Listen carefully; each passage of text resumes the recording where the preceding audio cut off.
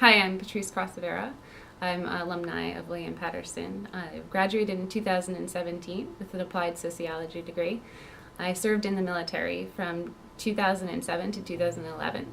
I was deployed to Afghanistan from 2009 to 2010. I served as a senior airman in the United States Air Force. I got involved last year in the Telling Project, which was directed by Ed Matthews and stage managed by Sherry Selke.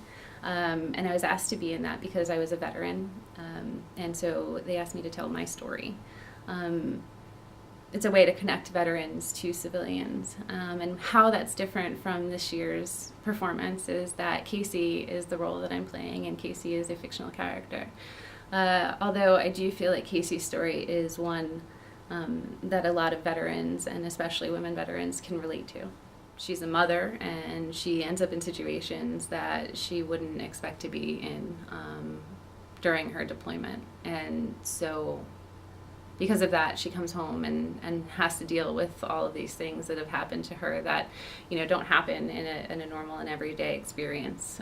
So she's battling with these things as she gets home and having to deal with her son and the expectations of what she should be like when she gets home. And so it's a very real and raw experience. I think it would be a benefit to really, for a few reasons. And one is for anybody who has gone through something difficult and is going through a transition. It's really easy to